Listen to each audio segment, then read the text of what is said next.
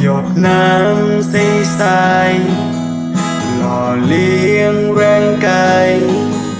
ให้ฉันนั้นโตเติบใหญ่ก็เกิดความรักผูกพันลึกซึ้งด้วยใจที่ขอบพระคุณหยาดเหงื่อแรงกายทุ่มเทให้ฉันสักวันฉันคงจะได้ตอบแทนความรักให้พ่อของฉัน